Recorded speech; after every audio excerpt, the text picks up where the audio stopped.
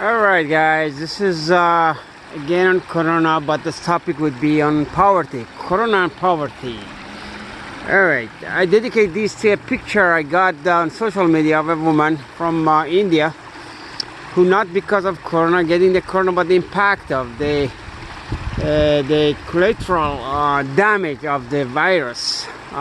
She was probably in her early, maybe mid-20s. 3 kids. She hanged herself, and before that she had murdered her kids, and they're all on the floor, and it was just awful picture to see. But you have to have balls and courage to see that and think about it. This is just one sample of what's happening. Now we cannot say just Corona caused that, because we have to go back to the history of it. And then the state of India should be ashamed of themselves with such a poverty, and they not being able to, after the independence, they could not somehow curtail this population growth.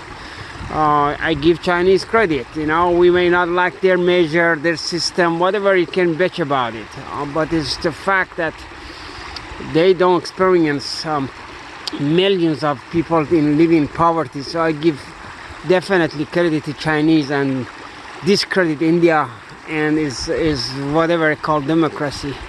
I don't know, I just don't like it to see people poor, and they're what kind of freedom is that? I don't know. Where are the intelligence, educated Indian? I know personally so many, and they're so good, but they usually leave their countries. They don't have the balls to stay there and fix things.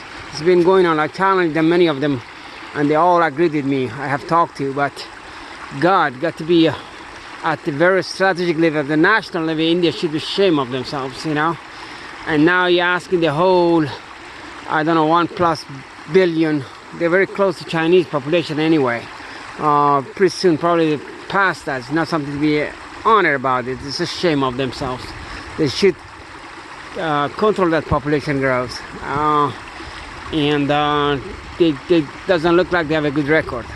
And of course, the educated and rich Indian, they have less kids. It's universal anyway. It's not limited to India.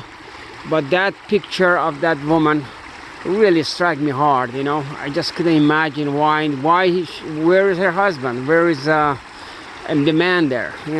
And probably he already must have gone long ago, and we don't know. It's a typical things, is the poverty and the Corona. So the strike is a bullshit. We're hearing that, hey, this. COVID-19 is a seamless, it doesn't matter, it doesn't care about race, money, right? It's a bullshit. Of course, it's discriminate. Definitely. It started, it's discriminating based on the, this is the virus that came to kill the weak.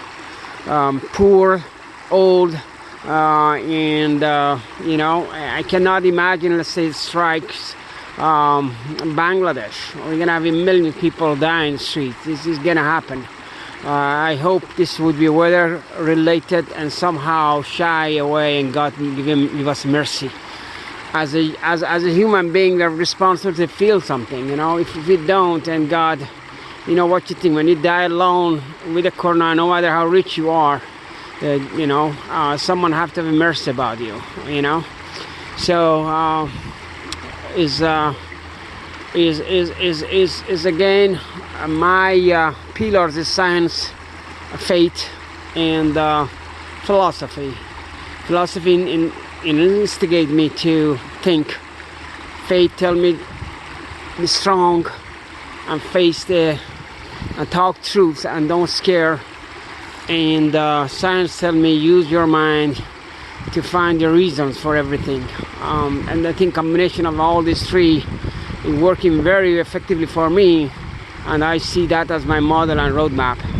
I don't like the poor getting hit so bad because we've been ignoring them. So this hopefully would be a lesson, a time to nations to go back and control the population the way they don't need to have, I mean, look at Italy. Italy also, they were, you could say, why, they have all their population. That's the opposite of what India experienced. You know, they don't have, you know, their use.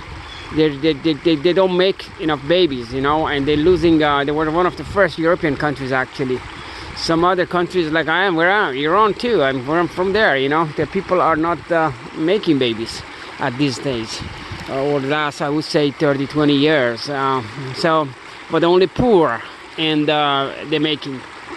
So this poverty and population is puge, and you know, I hope this impact for a better way, not just resources. Definitely it's Corona gonna push humanity back, you know, monies that could have been available for research and science, and this gonna be cut down to a specific area of more warfare and bio science, and less of the, let's say, on cancer study and things like that, and education is I think overall is bad, but in the very long term, hopefully, it would be a huge lesson for nation to step back and we work together as humanity. You know, I mean, I don't like the race happening between nations as far as you know, because of no conventions. You know, people don't sit, and should be rules. You know, no commerce if there is no rules. You know. I think this country need to lead that, because they got the means, you know, and they have the resources to do that, and not sit back and go back and become a more, you know, in protectionism. You know, I don't think that's the best way.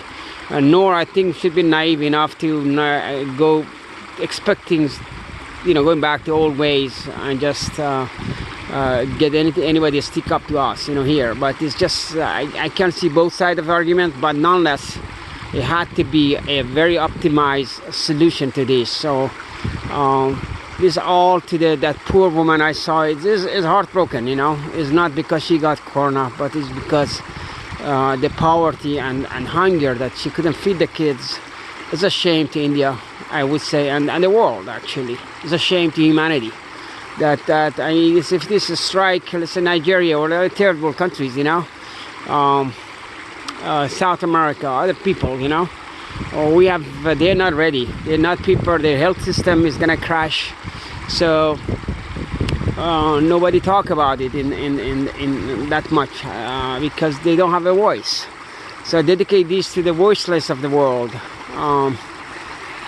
All the best and all the hope. And God bless.